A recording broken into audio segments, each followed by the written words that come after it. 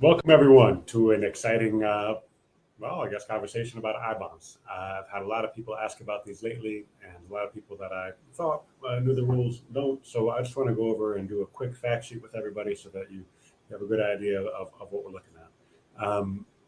Me, I am a certified financial planner. I founded Fuchs Financial. We have other advisors here, and one of the things that we really focus on is helping people through retirement. So as they prepare for retirement, understand where their income is coming from, prepare for recessions.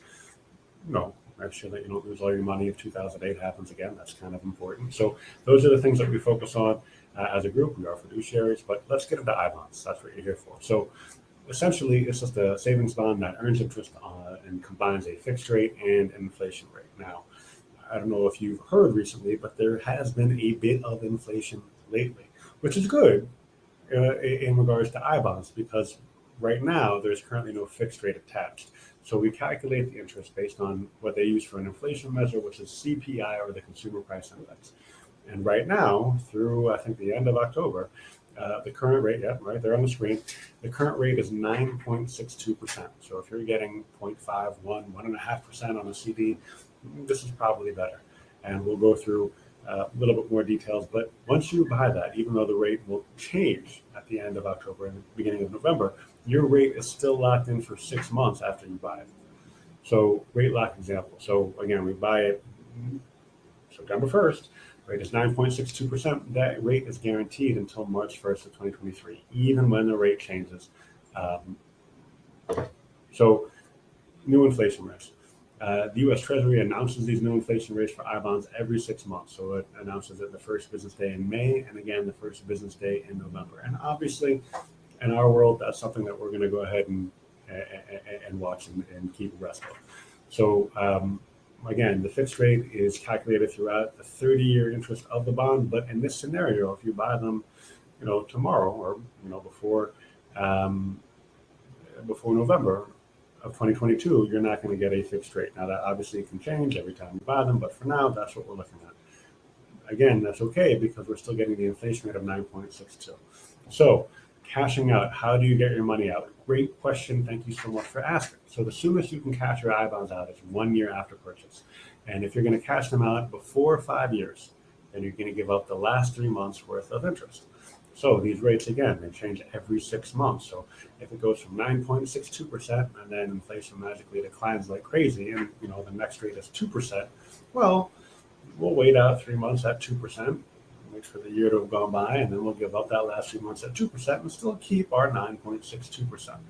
So very important for how we want to think about these things. But if you hold it on for at least 5 years, then you don't have to give up any penalty at all. Again, makes sense in some cases too and not to, depending on the scenario.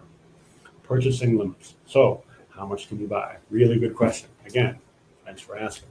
So you can buy up to $10,000 per person per year electronically.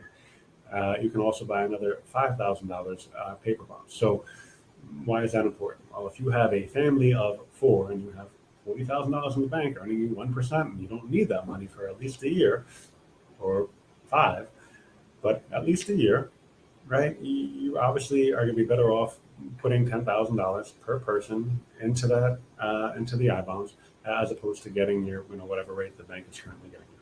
So we want to be smart and strategic about how we approach this.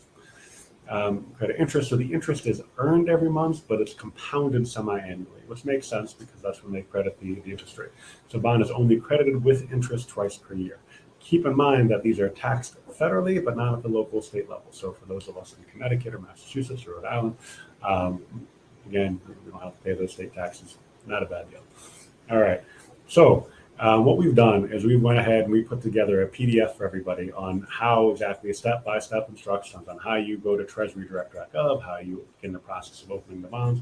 And so we have that in the PDF. So for anybody that is interested in that, or would like that, feel free to email us. The email will be in a slide upcoming once we get through the millions of directions that we put on for you.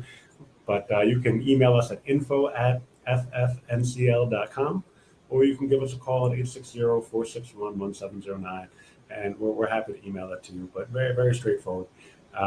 And for those of you that, you don't have to become a client in order to learn from us. We're very happy to provide information, and we feel like, anybody that has a significant amount of money in the bank is going to be better off putting the money in I bonds as opposed to putting that just in a regular interest bearing account.